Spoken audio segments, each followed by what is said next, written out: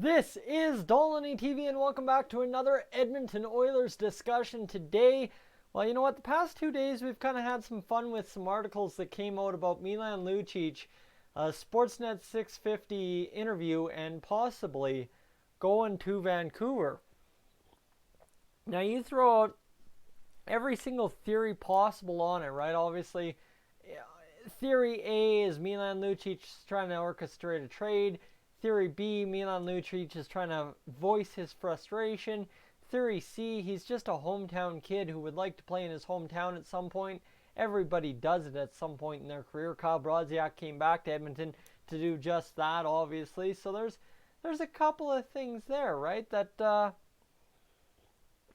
work out. And, of course, option D is the fact that Lucic is trying to sell somebody on him. Right? Maybe he sells the Vancouver Canucks, hey, I'd like to play for you, and then he goes through an off-season training program and gets leaner and meaner and changes his skating style a bit, and suddenly he gets acquired in trade. Well, that's kind of what we're going to talk about today, is we're going to discuss the possibility that I've seen. There's been a couple of interesting tweets about the idea of trading Milan Lucic for Loui Eriksson in Vancouver. Now, both guys are kind of, well, as we know, gone downhill quick, pretty much went downhill as soon as they signed their contracts. And for Loui Eriksson, he's 33 years old at this point. Milan Lucic is younger, actually, which I always feel like Lucic is older, but that's my bad. 30 years old is it for Milan Lucic, and let's go review Lucic's stats. They've gone down every single year in Edmonton. He played 50 points in 16-17, the playoff year. Obviously, he had a little bit of an impact in the playoffs as well, 6 points in 13 games. Then 34 points in 82 games 2 years ago. Brutal. This year, 20 points in 79 games played. It was even worse. Thing with Lucic is the physical side is diminishing fast.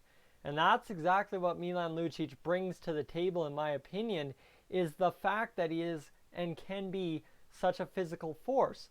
And as you see the progression of his game regress, well, all of a sudden, guys, that's a very telling sign when a guy starts, well, missing hits, starts cheating for hits, starts, I don't know, rubbing off guys a little bit differently than he did in the past. That's my one telltale sign that Milan Lucic is all but gone at this year at 30 years old, unless for some reason he changes his off-season regimen, changes his whole playing style, and goes out there and does something different. But we've all seen the tools Milan Lucic has at this point at 30 years old. For a guy to reinvent himself in one off-season and hope it's enough to have productive ice time the next year, I don't think I'm sold on that. And that's exactly where I think Vancouver Canucks come in with Loui Eriksson as well. You've seen Loui Eriksson in Vancouver.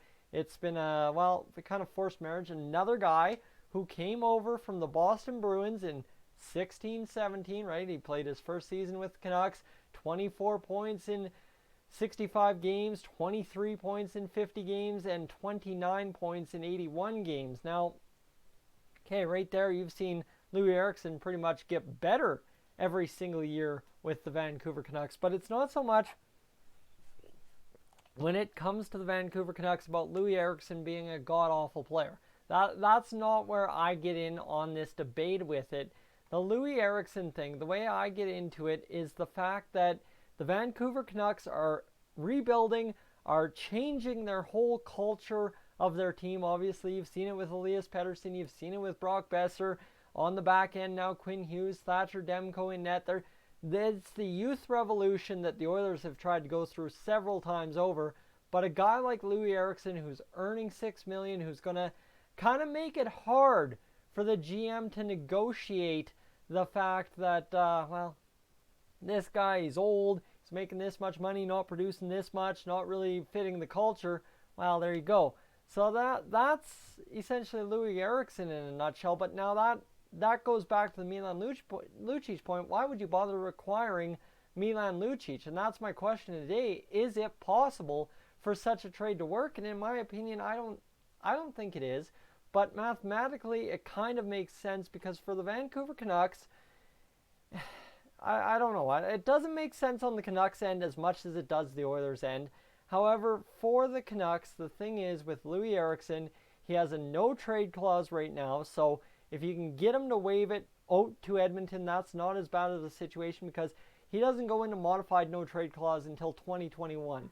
So if you're keen, and this is exactly what this whole idea hinges on if you're the Edmonton Oilers, is the Vancouver Canucks being keen to get rid of Loui Eriksson and bring in a hometown boy that you can try and market as the muscle on the team.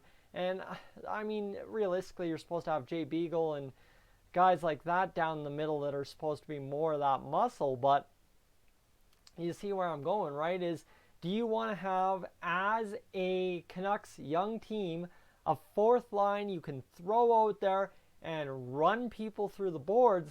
Ideally, that's exactly what every team would like to have. Seriously, that should be your third line. But Lucic at this point of his career is nothing more than a fourth line player. That could change. Like I've said, there is possibility that Milan Lucic goes through this offseason, goes in and absolutely changes himself, reshapes his game, whether it be in Edmonton, Vancouver, Boston, New York, Los Angeles, Florida, Arizona, wherever he may be at the start of next year. Obviously, that's a lot of hope or talk right there, but you understand what I'm getting at. If he redefines his game and finds himself being that perfect, that model image of a third line player, as the Oilers, you can't complain. If you're the Canucks and you traded for him, you can't complain. And all around, there's a lot of positives to it all of a sudden. But like I said, this whole Lucic for Eriksson idea hinges on the keenness to make a move. And obviously, number one, obviously number one is the Oilers don't have a general manager at the current moment. Already did that video today. And yes, I did somewhat peel this idea off of Jason Greger's Twitter account because he had a poll up about it. But I've seen a lot more tweets about it than just Milan Lucic for Loui Eriksson. I saw it beforehand. I think Greger picked it up off somewhere I saw, but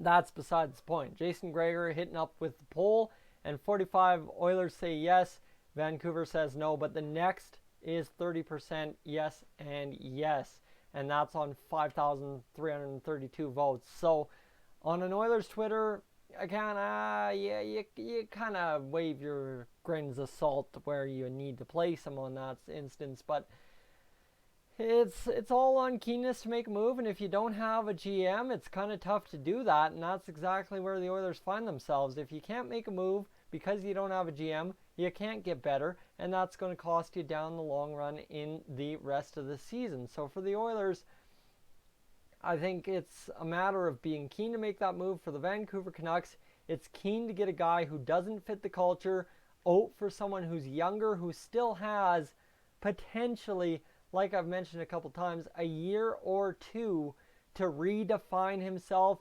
change his game, pick up foot speed, and maybe become a contributing factor on a young upstart squad looking to compete for a cup in the near future. Whether it be near future for Vancouver is not like the Oilers next season. It's 2-3 years down the road, but guys, we've seen it all over the place in the NHL. Is one young team gets hot and they can do a lot of damage, and it's possible, right? You look at what Tampa Bay has become. They're just a bunch of young kids playing behind Steven Stamkos and Nikita Kucherov, right? So you've got somebody who's the third or second best young player in the NHL at this point in Elias Pettersson. You can't kid yourself. So the question is, on the Oilers side of things with Loui Eriksson, what does that solve, if at anything, for them? Well, you bring in a guy who can score 29 points. You put him with Nugent Hopkins, where they've tried Lucic so hard for the past season, and you have him play with Chiasson or Benson, Yamamoto, Puljujarvi, and you form a line. You form a nice little line that could potentially drive the offense secondarily to Draisaitl and McDavid. The reason I believe that is Nuge is going to come into camp And I hope at least a bounce or two goes his way in the first few games, because if not, it could get into disaster territory where his confidence gets shrunk down from where it was at the end of this year. But you sit here and you realize, man, Nuge can drive a second line, a contending second line in the NHL. And now you add Loui Eriksson as that power play threat on the first unit with Draisaitl, McDavid, Nugent Hopkins, and you want to go Evan Bouchard? I'll go Evan Bouchard with you if you want. And all of a sudden, you guys have, well, as fans, we have a power play that we can be proud of that can definitely produce if we so hope it does. So, I don't know. It's tough, and like I said, is it possible? Oh, anything's possible in the NHL. It's all a matter of being keen to make a move on both ends of the phone, and it's all a fantasy at this point, boys. Everything we're talking about from here until draft day when we draft a kid, or that week before the draft where we make an actual trade, it is all just fantasy and hope talk right now. So what do you make of it? I don't put much weight into it, but it's enough to sit here and have a discussion. Guys, I'm Tyson, this is Stolen TV. Give me your thoughts in the comments section down below. As always, I will catch you in the next one.